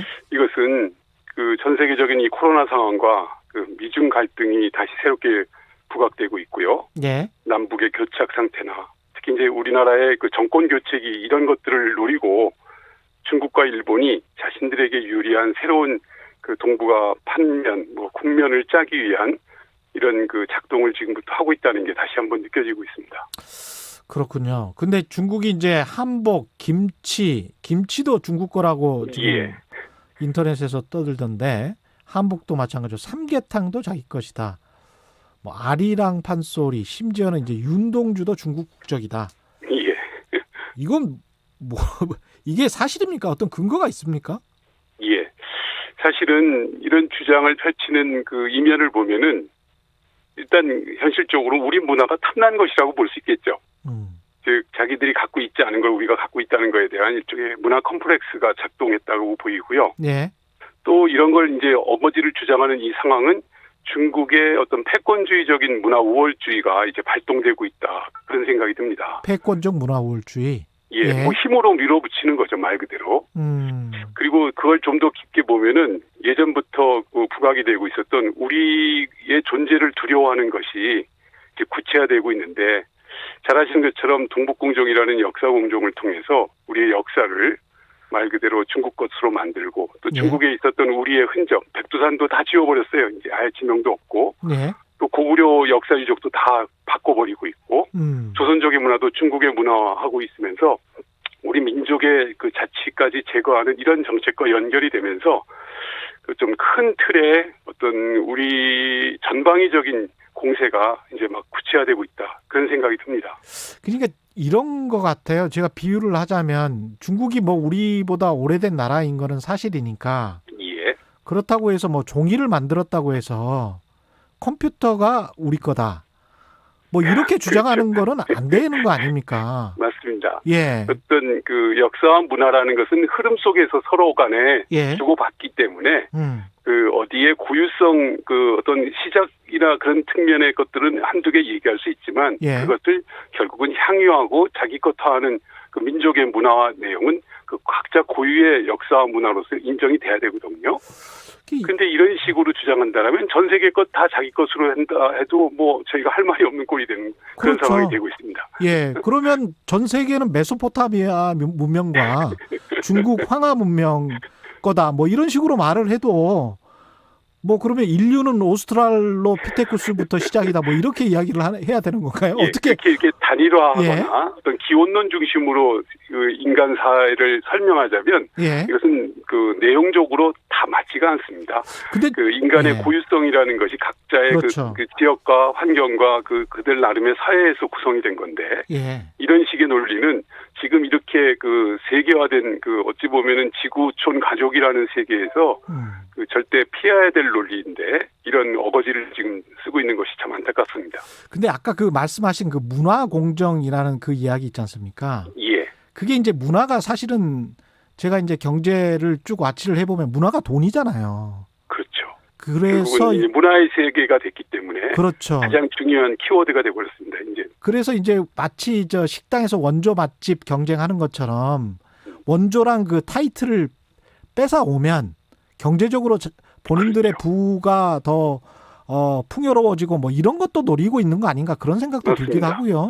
어찌 보면 세계의 지금 흐름이 그 20세기의 초반에는 어떤 그 군사력 우위로 그 어찌 보면 최고의 지위를 차지했었는데 그것이 경제력으로 바뀌었다가 이제 문화 파워 말 그대로 소프트 파워가 전 세계를 장악할 수 있다는 것이 이제 확증이 됐고 이미 그렇게 가고 있지 않습니까? 거기에서 우위를 잡기 위한 그런 그 노력의 일환으로 남의 것들도 다 나의 것이라는 논리로 지금 자기의 지적 소유권을 어거지로 주장하는 그런 논리 상황이라고 보시면 될 것 같습니다. 근데 이게 확산 속도랄지 믿고 있는 사람들이 얼마나 많느냐 이것도 문제가 되는데 이게 IT 인터넷 때문에 특히 이제 중국 젊은이들이 광신적으로 믿고 있는 것 같다는 그런 느낌을 받고 있거든요. 그렇습니다. 이게 상당히 중요한 것이 아주 중요한 지적을 하셨는데 그전에는 중국 정부가 자기들이 나서서 뭐 이 역사도 우리 거다 이것도 저기 우리 거다라는 식의 놀부심보적인 정책을 하니까 이게 먹히지가 않는 겁니다. 논리적으로 내용적으로 안 맞으니까 역설적으로 자기 내부의 어떤 젊은 세대들에게 그 중국의 소위 애국주의적 교육이라는 것을 통해 가지고 자기 신념 내지는 자기 확신을 갖게 해놓고 그들이 스스로 자가 발동하는 조금 표현이 좀 거칠겠습니다만 일종의 문화 홍위병 같은 존재들로 만들어서 이들이 중국 문화를 홍보하고 주장하고 어찌 보면 세계의 어떤 패권을 문화 중심의 국가로 중국을 만들려는 그런 역할을 지금 계속 추동하고 있는 그런 상황입니다. 이게 그렇게 중국 네티즌들이 그러면서 중국 네티즌들에게 애국주의를 좀 이렇게 부추기잖아요. 예, 이런 것들이 다 어떻게 보면 중국 공산당 정부의 뭐랄까요, 그 전술이다, 전략이다 이렇게 생각할 수도 있는가요? 조정에 의해서 진행되고 있습니다. 아, 그렇군요. 말씀드리자면 중국이 이런 내부적인 논리와 그 대외적인 명분이 조금 부족하다 보니까 그걸 구축하는 작업을 90년대 후반부터 진행을 합니다. 좀 전문적인 내용이겠습니다만 중국의 역사가 아까 얘기하신 메소포타미아 문명보다 그 세계 4대 문명 중에 가장 역사 시기가 기원전 1000년경으로 짧았습니다. 메소포타미아는 기원전 3500년경인데 이걸 약 2500년을 높이는 작업을 하상주 단대 공정이나 중화문명 탐원 공정을 약 20여 년 가까이 해서 2015년에 완성을 합니다. 그리고 이제 완성된 이 내용을 홍보하기 위해서 2016, 17년에 중화 우수 전통문화 홍보, 이른바 전파공정이라는 걸 통해서 지금 전 세계로 이걸 쏴대고 있고 그 역할을 이 네티즌들이 상당수 지금 그 담당해서 하고 있는 그런 상황인 겁니다. 그렇군요. 근데 일본 같은 경우는 독도 다케시마 이 문제 오래됐는데 고등학교 1학년 사회교과서 30종 검정심사에서 다 통과시켜버렸어요. 이건 어떻게 봐야 될까요? 사실은 저희가 한일역사공동위원회를 할 때는 감히 일본이 이런 짓들을 못했습니다. 그런데 그 한국과의 어떤 관계가 악화되는 걸 빌미 삼아서 일본도 전형적인 그 일본 그 황국사관적 논리로 일본의 그 우파들이 강조되는 그런 그 역사 교육안이 그 통과가 돼서 이제 일본 교과서에는 독도가 일본 땅이라고 표기하지 않으면은 교과서가 통과가 안 되게끔 만들어버렸어요. 학습지도안을 2013년에 이미 만들어놓고. 그래서 약 4, 5년, 5, 6년마다 이 교과서들이 새로 개편될 때마다 검정을 받게 되는데 이번도 그 과정에서 똑같은 논리와 내용을 실게 됐고 그것이 지금 마침 그 어제 오늘 사이에 표면화된 그런 상황이 됐습니다. 결국은 내부적으로 가장 강력한 자기 논리를 구축해서 자기 국민들에게 주입 교육을 시키고 그래서 자발적으로 그들이 어찌 보면은 그 자신들의 민족주의적, 애국주의적인 내용을 전 세계에 표출하게 하는 어떻게 보면 자체적인 어떤 그런 문화 홍위병 같은 존재들을 일본이든 중국이든 계속 양산하고 있는 그런 상황이 되고 있죠. 이 계속되는 중국과 일본의 억지 주장, 청취자나 아니면 정부는 어떻게 대응해야 되겠습니까? 마지막으로. 저는 좀 안타까운 것이 우리는 너무 수세적으로 항상 사건이 터지면 그제서야 호들갑 떨듯이 대응하는 그런 문제가 제일 큰 문제라고 생각이 됩니다. 그래서 저는 사실은 이 좀 그 관련된 여러 기구들에 대한 체계화가 필요한데 중국의 경우에는 작년에 이미 모든 역사 기구를 통폐합하는 그 총리실 직속에 주석 직속에 핵심적 기구를 중국 역사문화원이라는 걸 만들었고요. 일본도 이미 총리실 밑에 그런 기구가 있습니다. 알겠습니다. 근데 우리의 그 대응 기구가 총괄적으로 연결될 필요가 있다. 그런 생각이 듭니다. 오늘 말씀 감사합니다. 조법정 우석대학교 교수였습니다.